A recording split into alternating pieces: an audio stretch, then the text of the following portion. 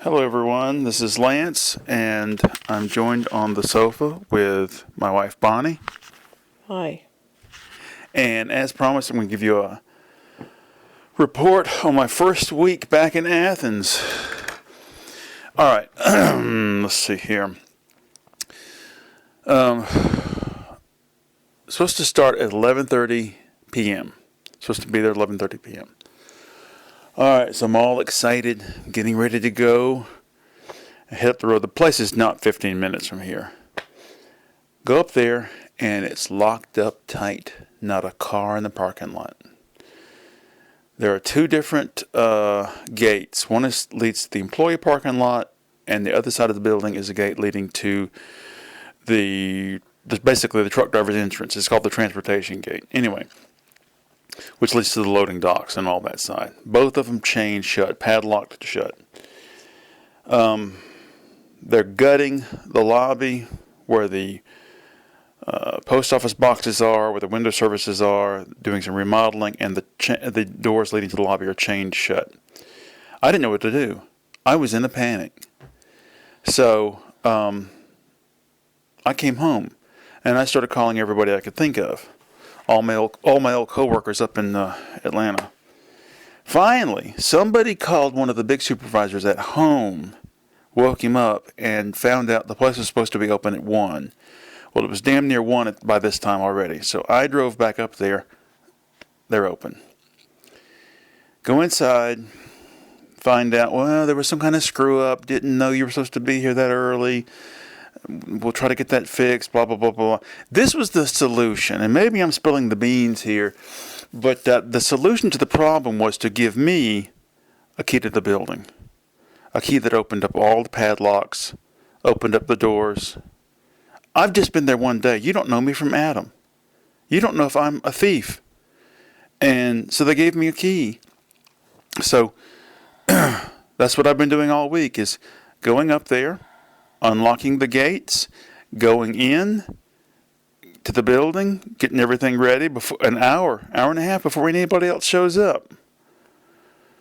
So anyway,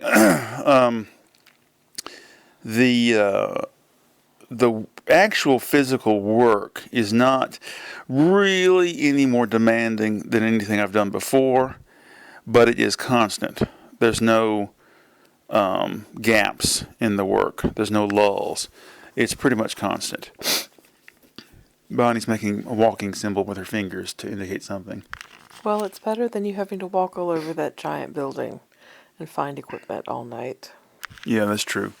There's no issues with trying to find equipment because that's not an issue. This is not that type of a job. Basically, all my job is that the building has been radically changed since I was there 9 years ago. You have a great big space in the middle, and ringing that space around the walls are what they call cases, which are cabinets. They're for the letter carriers, for the mail carriers, for them to sort and organize their mail. And in the middle of this space, going down, filling up the area in the middle, is a package sorting machine. And my job, along with my fellow mail handlers, is to feed this machine. That's basically all we do all night. And the goal is to keep the machine from running empty, keep mail on it at all times. But so it's pretty constant, and I don't normally sweat while I'm working, but I have caught myself sweating a couple of times this past week. But I think once I get used to where things go and why they go there and what to do, I think it'll be okay. I think I'll master the system within a couple of weeks. A few things to do besides that, but that's basically it. The woman who is the main supervisor, she seems okay, and that's basically it. Ran into a couple of people I knew years ago, and the main thing is the drive is only roughly 15 minutes to get there, 15 minutes to get home. That's pretty much it. Anything to add? That first night that you went up there, you came back home, and over the next hour, we proceeded to call more than half a dozen people, message people. We we spent so much phone time between the landline and the cell phone. I was just like ready to write the whole thing off. I had assumed that you'd misheard something. But when they finally got in touch with the manager that was off from the Atlanta area, well, didn't he call somebody and determine that they were going to have somebody up there at 1? I don't know how he knew. I don't know. I don't know how he knew that they were supposed to be open at 1, but he's the one who told them. Yeah. Yeah. You were diligent in following through. And that kind of surprised me. I mean, I don't know if I would have been as diligent showing up and nobody's freaking there. My impulse is, I walk up some places and open, I leave, you know. Well, I'm in a situation. I have to maintain a certain commitment.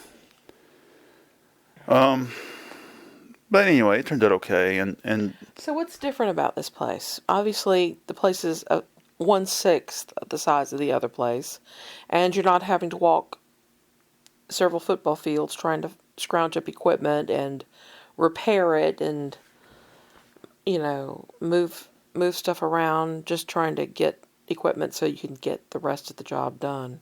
well, the place creeps me out because they, relatively recently made these changes to the interior of the building. Everything is still very clean and painted uniformly, and the paint is still very bright and shiny. It reminded me of some military bases I've visited, and it just was sort of creeping me out because it was so clean and so, I don't know, neat looking. Are the staff good? Yeah, it seems okay. Atmosphere good? Environment good? It's okay. It was freaking me out to be around new people. Oh, I'll tell you something interesting. Now, I don't want to jinx it, but nobody has been playing music out loud, which really sort of shocked me. And in the break room, there's no television. And that's another thing that really stunned me. Now, having cast those words into the wind, probably next week I'll be exposed to, God P. bless Diddy's Lake Greenwood or something. greatest hits or something. I was saying that maybe you ought to make a point of saying it's nice that there's not competing music and everybody shoving this, that, and the other, and we're just doing our work here. I'll see what I can do about that. But anyway, but I'm not sociable. It takes me a long time to warm up to people, and it was weird being around new people, new faces, new smells. People smell differently. And because it's so quiet and laid back, you have more of that intimate sensory input, especially in the morning when the carriers start showing up. Carriers are strange people to begin with because they know that they're in the frontline position. Primo. Carriers get paid more than anybody else except for supervisors. And well, they beat the supervisors sometimes too, because they're out there doing the overtime at the holidays, right? Wasn't there one carrier that had $100,000 a year he'd pulled in? I don't know about that. But That's a story you told me years ago. When I leave in the morning, the city carriers, the ones who wear uniforms, haven't really shown up. But the rural carriers, who can wear whatever they want, have shown up. And they are such a diverse group of people, just different outfits. And, it's strange to see how many different kinds of people are carriers. And anyway, I think it's going to be okay. The main thing is I just don't have to deal with that commute anymore. There's a lot of things that are positive. There was a lot of conflict up in Atlanta. There were a lot of aggressive supervisors. People that knew that you were a good worker but still would abuse you. Mm-hmm. That AB person, for example, jumping all over you the last week, knowing you were headed out the door, and you're trying to round up equipment that's necessary, and she's yelling you, and we don't take that, blah, blah, blah. And you're literally trying to fix a broken piece of equipment that wasn't being used. I mean, it seems like they're just nicer up here. And Yeah, it's well, a nicer environment. I think also part of it is, yeah, of course, on the like I said, there is this sort of impetus to keep the machine full, but at the same time, there's no dispatch. You gotta get. I mean, there are some deadlines, like at a certain time we switch over from this type of mail to that type of mail, but there's no dispatch, which is a different. That puts pressure on people, and this has got to be done. That's got to be done. So it's I don't know. Yeah, I don't want to. I can't judge things too much, but so far it looks okay.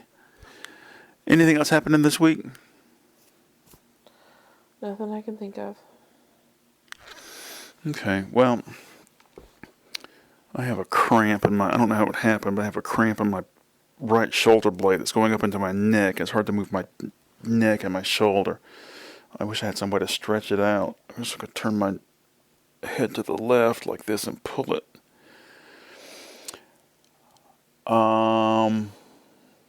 I can't think of anything. I'm reading the Blair Brothers book that accompanies their Ring of Fire series, and there's so much more stuff in the book than there is in the films. Strange. For two people who are, it's odd to hear, because when you watch the films, they're like amateur anthropologists and a bunch of spiritualist woo shit, about these people can pierce their eyelids and they feel no pain because they're infested with the spirits and all this. It's weird to hear them talking about, well, we had to make a living, so we became tour guides on a cruise ship and so forth. It's you forget people have two worlds, where on the one hand they believe in a bunch of non-materialist crap, but then on the other they have to make money. Anyway, so I'm reading that, and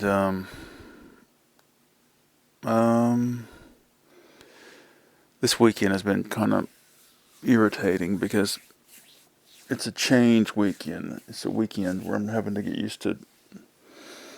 I wanted to get more done this weekend, but I have to accept the fact that this weekend is a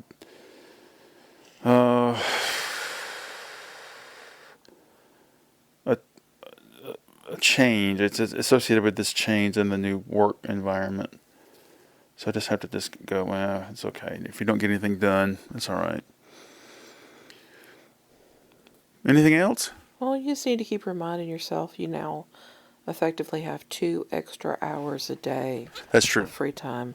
Furthermore, you have less stress.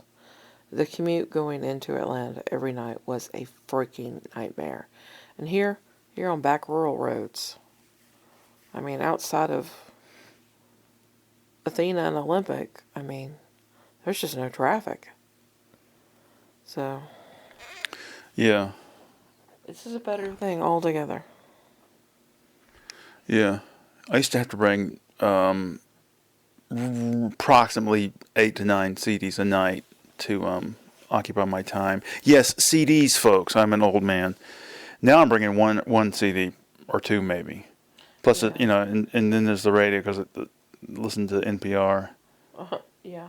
For a few brief moments in the morning to catch the headlines, and then you're home. Yeah, that's basically it. It's been weird having you so close by.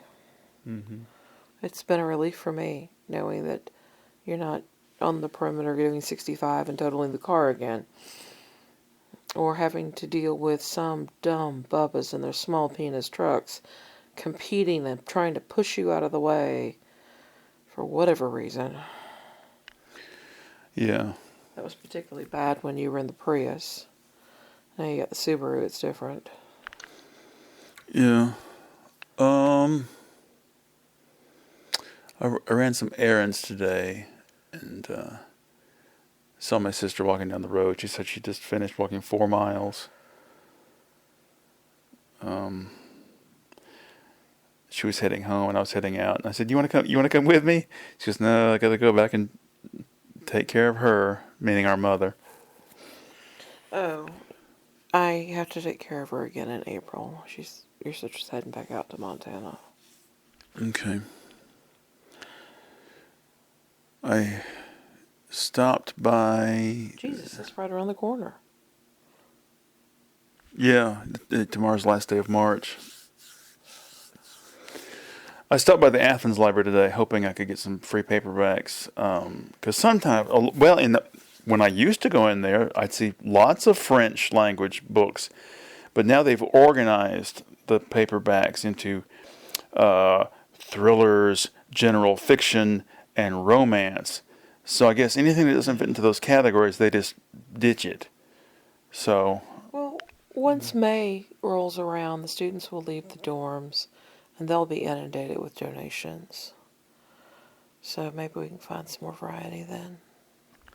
Yeah, I need to find something easy to read. I also have a ton of credit at the Walla Books place if you need to look around there. Yeah. I want to go to Atlanta and hit some of the bookstores up there. Oh, dear, dear, dear. I pulled a fast one on them. I qualify for 5 weeks of annual leave every year. And I only put in for one of it. I figured I'd just take the rest of it here and there, piecemeal. But when I was, not long before I left Atlanta, I put in for my birthday week, which is the same as Thanksgiving. And they denied it. So when I got here back to Athens, I took the same leave slip and handed it to the supervisor here and said, "I put in for this, but they never got back to me before I left." So she immediately approved it. So ha.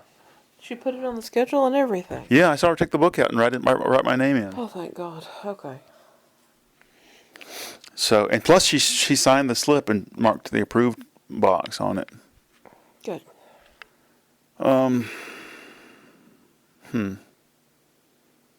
Somebody brought in a great big bag of Pez candy. I haven't had Pez in years. And I don't want to push it yet, so I'm sticking strictly to my break times. So I haven't had as much time to eat. Because I'd rather spend the entire time on my breaks drawing. When I get done, I'm getting close to halfway done with the new issue. And when I get done with this issue, I'm going to start writing the last part of the novel I've been working on. And that will be when I get that written, that'll be the next issue. And then I'll be done writing for a long time. I'm not going to write another book for a long time. Because nobody gives a shit. I'll tell you something. I've been looking at Pinterest a lot lately, and when you see the overwhelming amount of work and the overwhelming number of people who are doing work, you realize you might as well just do what the hell you want and not worry about making a living at it or selling your work or getting famous. That's all a crapshoot. That you're better off just satisfying yourself aesthetically and just that, aiming for that. You know, a long time ago, I watched the movie New York Stories, which is 3 short films, one by Woody Allen, one by Francis Ford Coppola, and one by is it De Niro? Did he do the other one? I don't know. I can't remember. But the one, yeah, I think there was De Niro. But anyway, his was about Dead person in the hotel room? Is that the one? no. But it's Nick Nolte plays this painter, and I think it's Rosanna Arquette plays his girlfriend, and he's a famous painter, and she wants to be a famous painter, and she says something. She's frustrated with him because he won't use his fame to push her to become famous. And at one point in the movie, she says something to him about. She asks him, "Well, how do you do it? How do you make it?" And she's asking the wrong questions. The question is not how do you make it, how do you become famous. The question should be, how do you